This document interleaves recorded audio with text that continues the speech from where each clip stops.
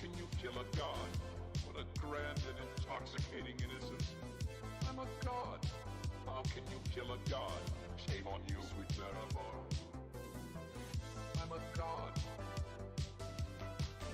I'm a god. I'm a god. God. I'm a god. I'm a god. I'm a god.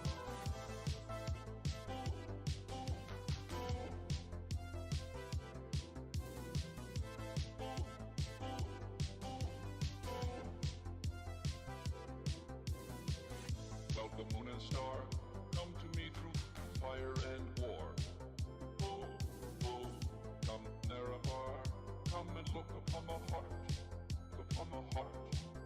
Oh, lay down your weapons, it is not too late for my mercy. Oh, oh, come and look upon the heart, upon the heart. Oh, oh, oh, I'm a god. How can you kill a god? What a grand and intoxicating innocence.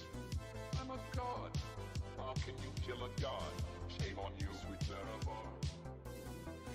I'm a god. I'm a god.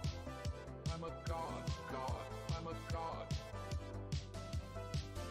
I'm a god. I'm a god.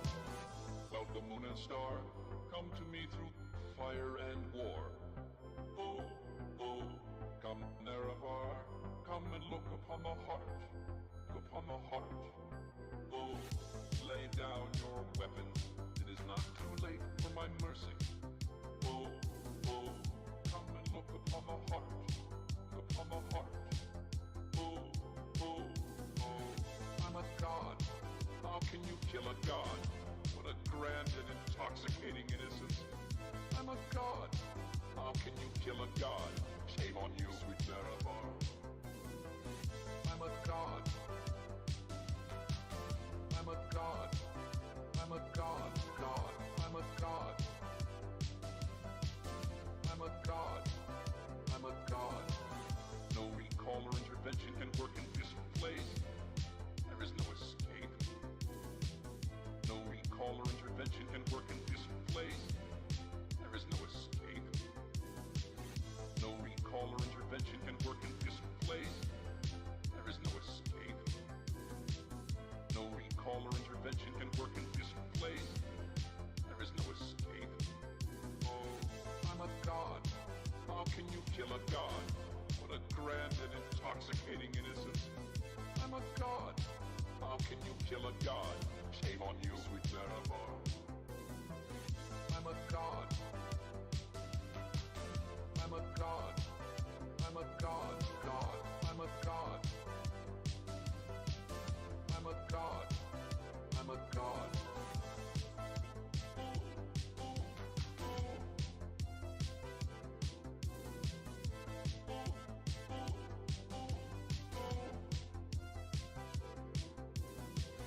Well, the moon and star come to me through fire and war. Oh, oh, come Nerevar, come and look upon the heart, upon the heart. Oh, lay down your weapons, it is not too late for my mercy. Oh, oh, come and look upon the heart, upon the heart. Oh, oh, oh, I'm a god. How can you kill a god? What a grand and intoxicating innocence. I'm a god. How can you kill a god? Shame on you, sweet Marabar. I'm a god. I'm a god. I'm a god. God. I'm a god. I'm a god. I'm a god. Well, the moon and star. Hello, hello. Fire and war. Warsack Fang, hello, hello, welcome, welcome. Nerevar, Don't mind me, I'm just setting up. upon the heart. Still setting up the stream and all that. Lay down I'll be with you in a bit. It is not too late for my mercy. It never ends, the setting up. Come and Well, it will actually. Just give me a few moments. look upon the heart. Oh, oh, I'm a god. How can you kill a god? What a grand and intoxicating innocence. Hope you all are doing a lovely day. I know I am. God. Shame on you, sweet Because why? You know why? Because I'm here streaming. That's why. That's why I'm having a lovely day. I'm a god, I'm a god. Okay, so set that up, set that up. I'm a god. Audio check. No recall or intervention can work in this place. There is no Audio escape. check. Let's change the scene, why don't we? Intervention can work in this place. There you go. There is no escape. Let's get Daggett or a little bit of rest and go back to Skyrim music. There you go. Okay, I'm gonna do a quick audio check. Give me a few moments. Ah, fuck off! Get away! So many notifications, damn it. Every time I open my phone.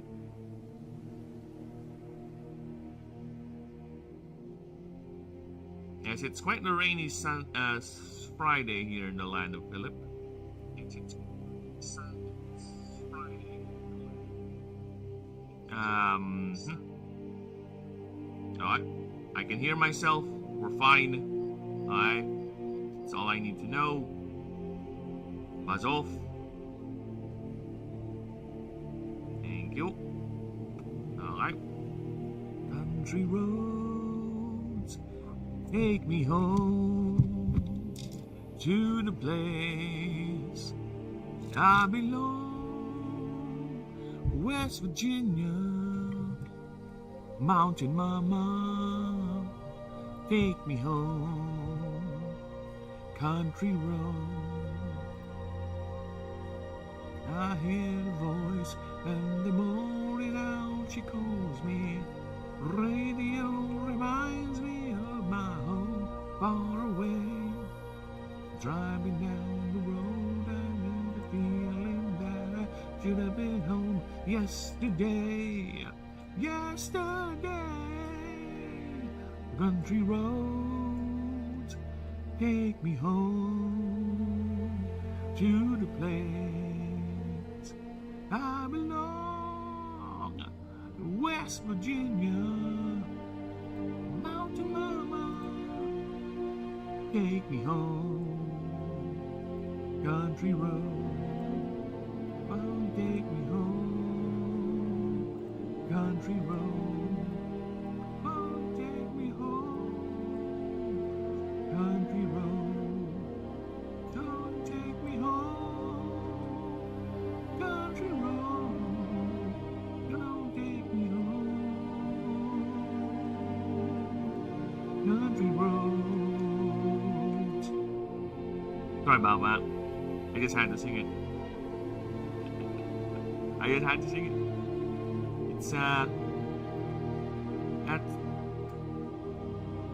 It's a music that I have somehow attached a certain affinity towards, and I can't help but sing the bloody thing whenever it plays on my playlist.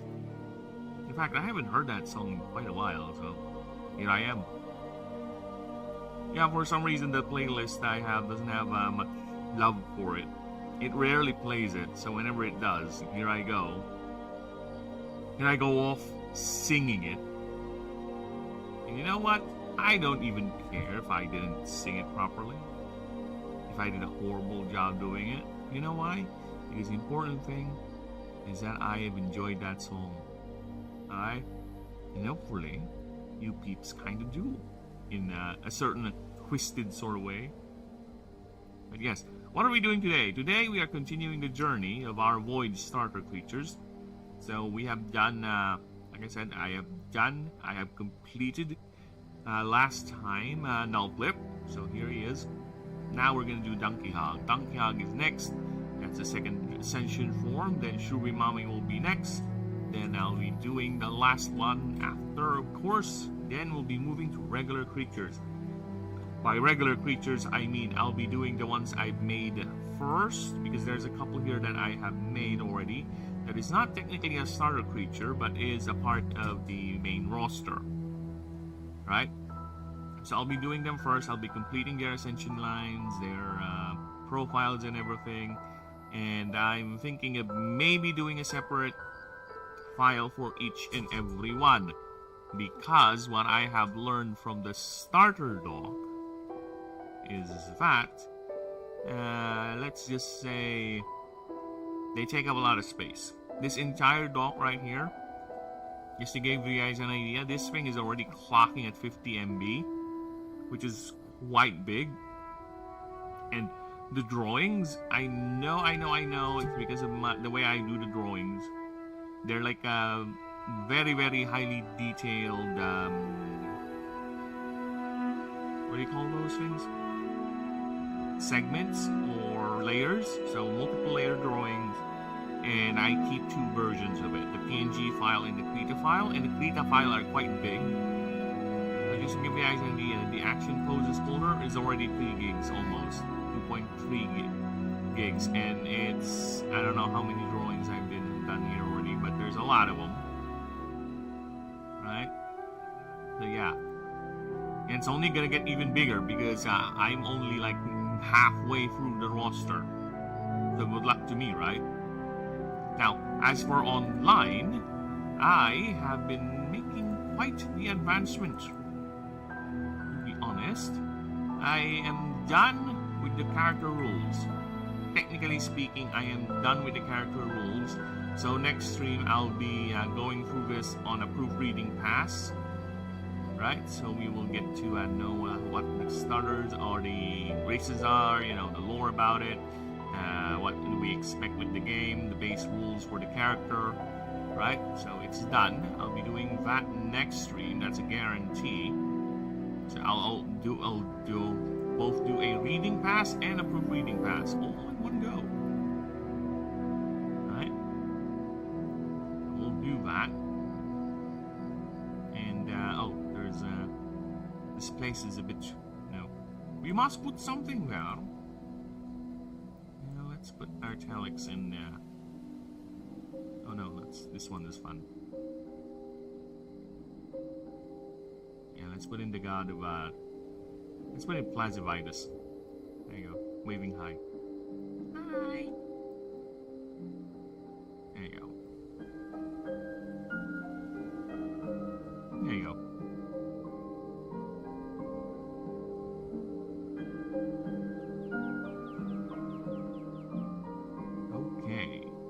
So yeah, I'll be doing a proofreading pass, and we'll see if we need to adjust things, if we need to add more things. But in the meantime, this is it.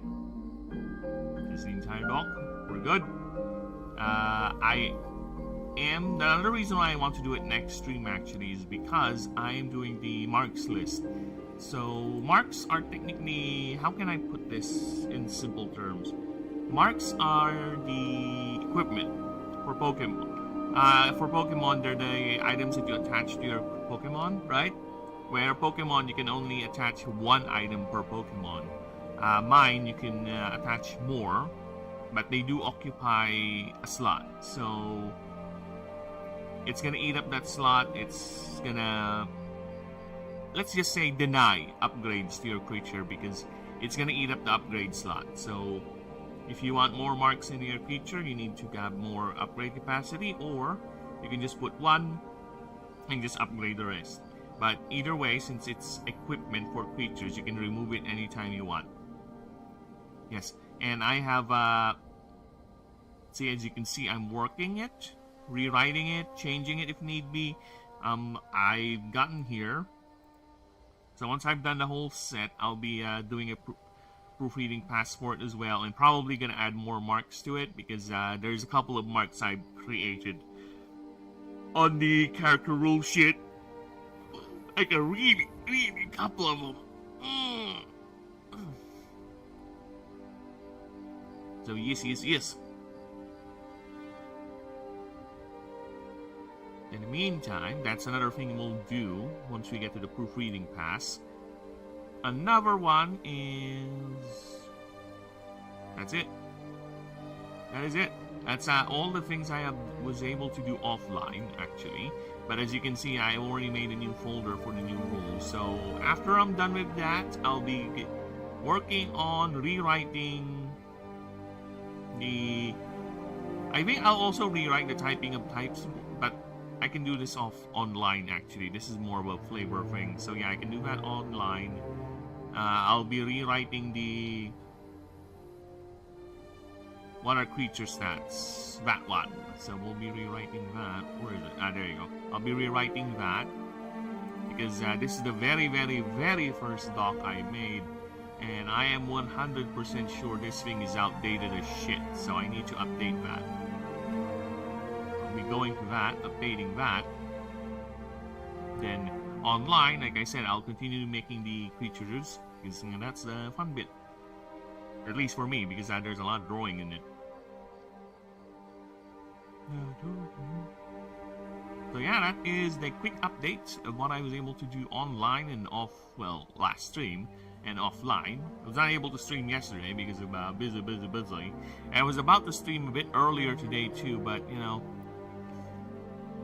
sleeping weather, man. Here in the Philippines, there's a typhoon and the weather. You know, the perfect combination of the weather, right? Where it's raining and it's cool and it's just so fucking inviting. It's like I just want to lay down.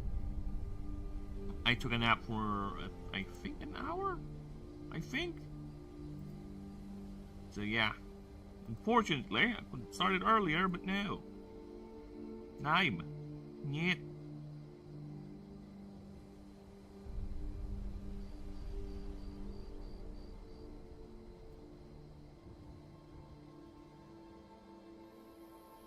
Okay, so let us continue now. Give me a few moments, just making sure everything is in order.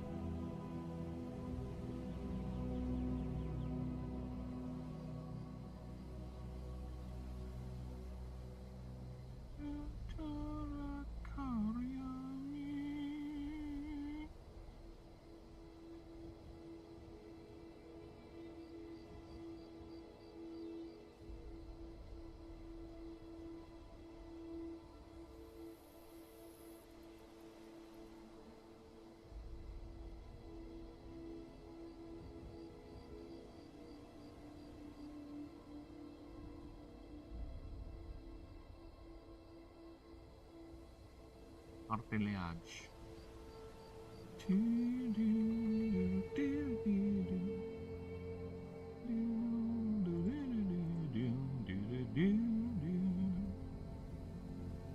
Okay, nice. Put that in there.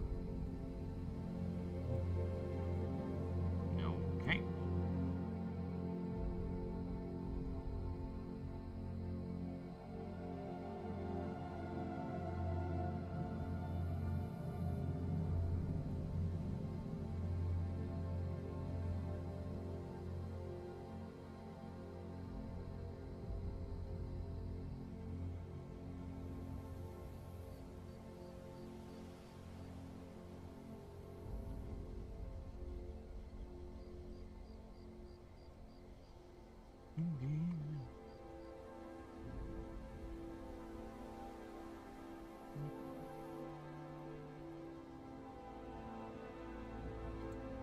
It's think of a donkey hog as like a dog and a wild boar combined, and it's made of alien biology, like literally.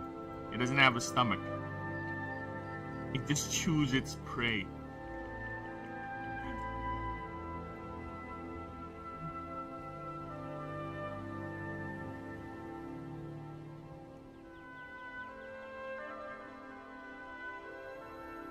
Highly muscular legs.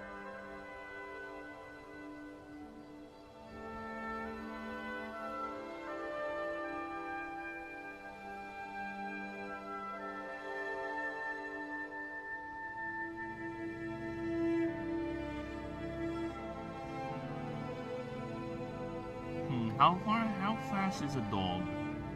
Alright, Google time. Fastest dog in existence. Fastest breed of dog. What is the fastest breed of dog in existence? One way to find out. A greyhound is 45. Okay, so let's give this guy 42.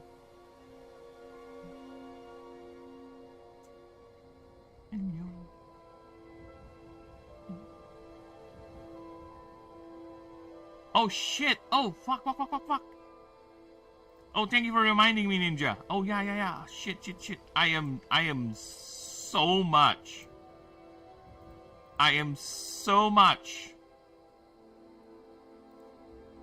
In the sleeping mode, dude. I am not 100% thinking right now. My brain is like on one. It's like 99%. I want to sleep. No, I am. This is not a paid endorsement. No, there's none. I haven't even updated the tags and everything on the stream. God damn it! Oh, thank you for reminding me, Ninja. That's how much my brain is not working right now, man. Believe it or not. Yeah, fucking hell. You need to change that real quick. Dude, I wish I had a sponsor, to be honest. But no, it's not. It's just me being an idiot.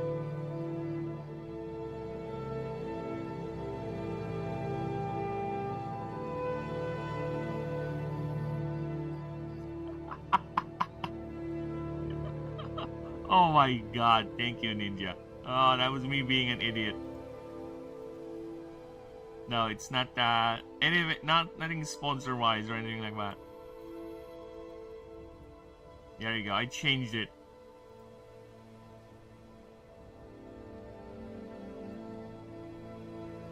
Ay. No, I am not sponsored in any way whatsoever.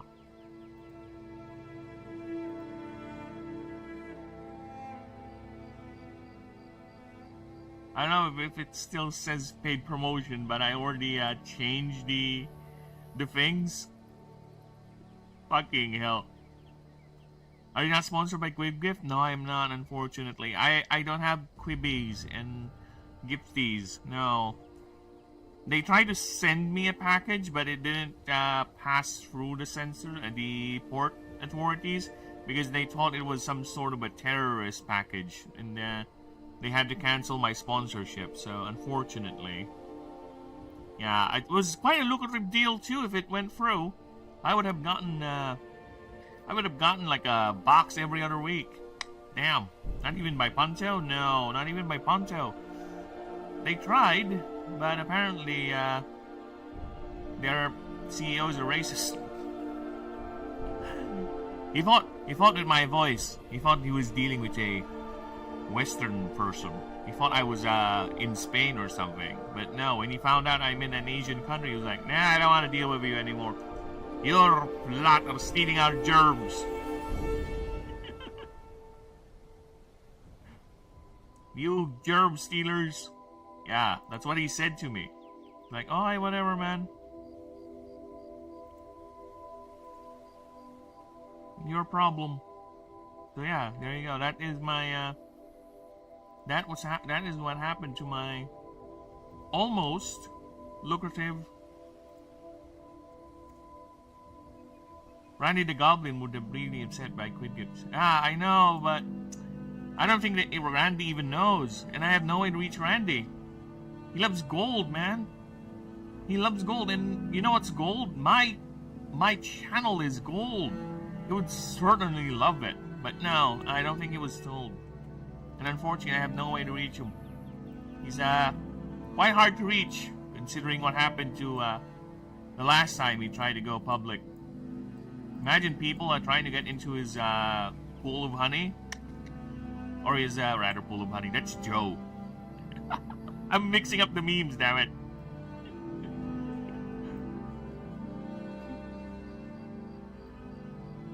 I am Randy the Goblin.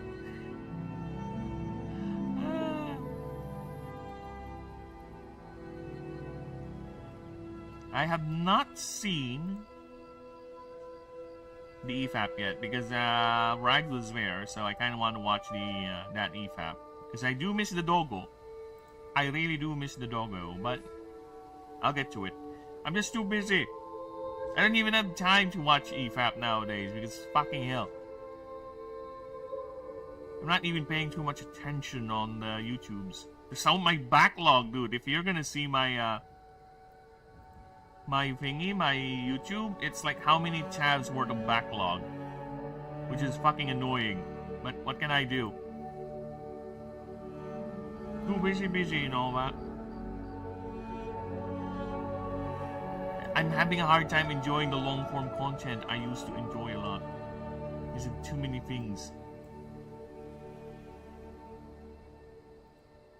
There you go. So this is how big a junkie hog is, and this thing is, imagine, like I said, imagine it to be a cross between a big dog, wild boar, with an anatomy of an alien being that defies existence. Because again, it does not have a stomach. It has a mouth, but it uses the mouth to engulf its victim and chew it while it absorbs everything inside it. Well, at least that's the current concept, because sifting is actually a base type. Yes. A void type? That's a base? It is based. True.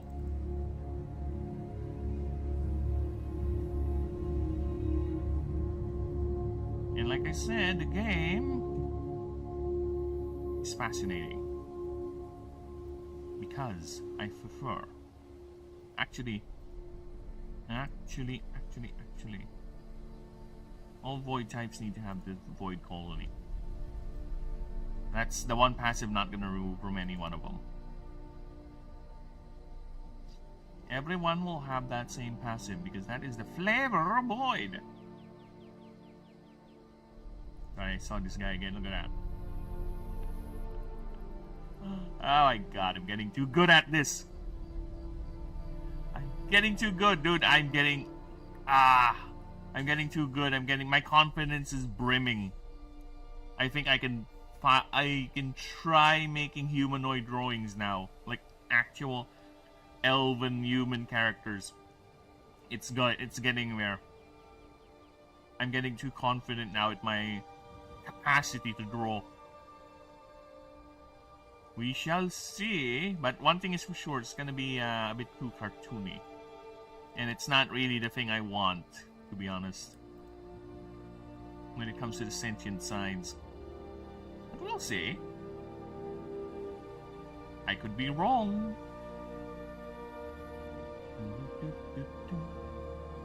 I could be right.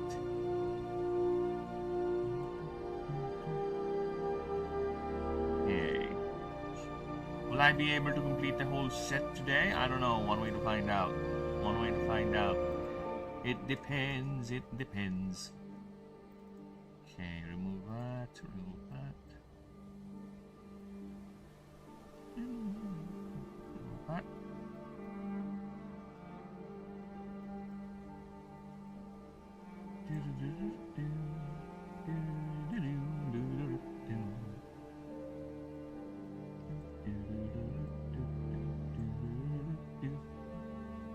Nice. Okay. So what are the passives for passives? Oh my god! I just fucking woke up, man. I took a nap because like I said earlier, sleeping weather here in the Philippines. We have a typhoon going around, ravaging the country. And the weather is so perfect to just lay down and just fucking sleep for the whole day. It's hard to control it. It's hard to keep it. Hard to keep myself from fucking falling asleep. But you know what? Nothing I can do with that other than just press on. If I really am too sleepy-tisms, there's no choice but to go ahead and do the sleepy-tisms. But for now, I will power through. I have recently refreshed, so I should be ready. I should be fine. Hello, Denisium. Hello, welcome. Glad you caught me while I'm still awake. Because I'm partially drifting to the land of sleepiness earlier. I was supposed to start like an hour earlier, but I was so fucking sleepy. I just took a nap. And it's just because of the bloody weather here. Well, since you're here, next stream we will go ahead and do the proofreading check for the character rules, the revised character rules. So they're done. They're all ready to go. Yep. Item equipments have been explained. The mark system has been explained. So yes, we'll do a proofreading pass on that next stream. I'm just gonna finish the marks list so you guys have an idea what to expect and what things you're gonna aim for probably when building your team, because the marks, as I said earlier, they are the equipments for your creatures, and each one of them will consume 5 upgrade points. So if you don't have 3 upgrade slots, then you can equip. But the fun thing is, you can equip as many marks as you can, as many as you want. It just depends. All right. So I'll go ahead and start rewriting these, adjust some numbers, add more, because most likely I will be adding more. There is no doubt about it. I'll be adding more marks to it because I made like 15 marks just for the ranger order, so I'll put them all here. And I think I made another 2 for the other background, so yeah, I'll be putting there in the list as well, because consistency is the key. Okay, I'll have to get that discipline 100%, because once I get to programming, we'll have to painstakingly put them in one by one, and if any mistaken syntax, spelling, or tagging, it's going to cause the whole thing to bug out or most likely not work. So that's another reason why the discipline must continue. Not other than the fact that it's very, very good to have a very consistent language throughout your document. So yeah, we'll be doing that next stream. 100%. That's what we're going to do. So my aim for today, hopefully, is to finish up the entire line for Donkey Hog and Shruby Mommy, but we shall see. For now, I am at the stage of thinking the passives for this guy, because this guy is very rambunctious. It is the spirited void, because it's like a dog. It's a happy-go-lucky thing. I already have an idea for what drawings I'm going to do with it.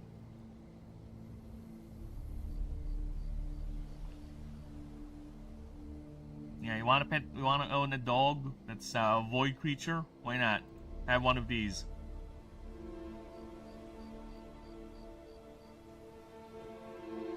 Can you ride it? There, you can kind of technically maybe ride it. Yeah, because this is only 5 feet. You're a 6-footer. Yeah, you're gonna be a big boy, but yeah, I think you can kind of ride it.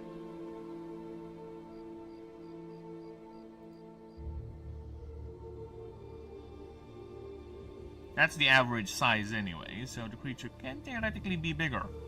That's the average size. Alright. Now, what are we gonna do? What are the passives? Enough stalling, Burb. Give me the passives. Now. chill. Dude, if I were just making the passives just like Pokemon or Digimon, so I would be plus 10 more damage, plus 10 more HP. Boring. Alright.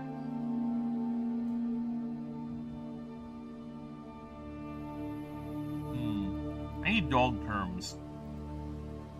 Give me dog terms. Terms to describe a very active / playful dog.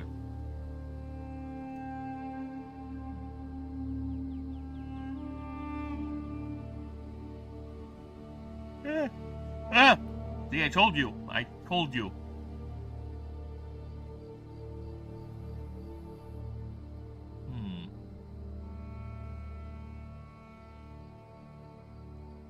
Oh yeah, I can do that.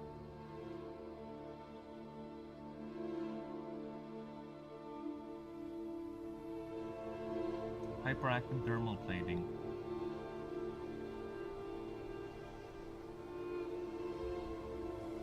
Yeah. Hyperactive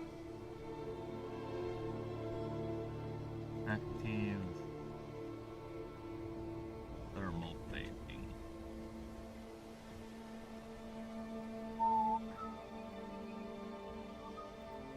Oh, is whistling on stream rude? I don't know. I don't know much the full decorum of this whole streaming gig, okay? But I am just enjoying this music. That's Age of Empires 3. Yes, I am. I have a lot of experience with strategy games where people grew up playing action games like Metal Gear Solid, stuff like that. I grew up playing a lot of strategy games. Strategy games were my jam. Warhammer, Dawn of War, Red Alert, Yuri's Revenge, StarCraft, Age of Empires, even some of the weirder ones like Dark Planet, Battle Realms.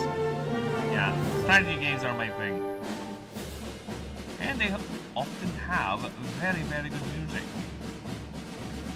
This is the, this is the intro music for the game. And dude, the copyright, I was correct. I did got flagged for copyright with one of the music I played the last stream, and it's the Tenacious D tribute, right?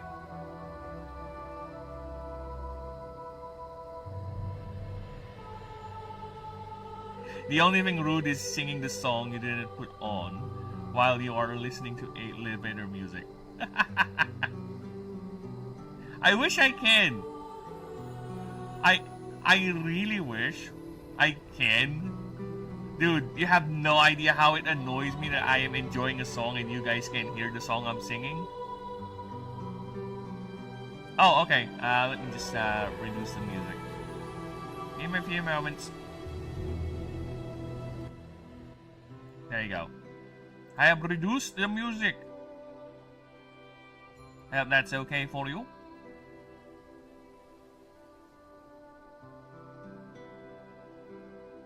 While we were... I wish I can, dude. I really wish. I really love sharing music or things to you, the things I find very fun in the world to other people, but I can't because copyright is a bitch. Like I said, I got flagged for copyright last time. And here's a song I wish I could have shared with you guys. Hello, hello! Almost heaven, West Virginia, Blue Ridge Mountains, Shenandoah River. I gotta sing this song, I'm sorry.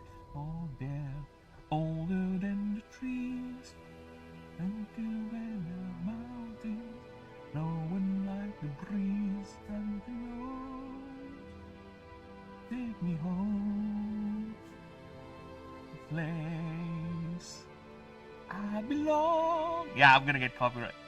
Dude, it's annoying, but yeah.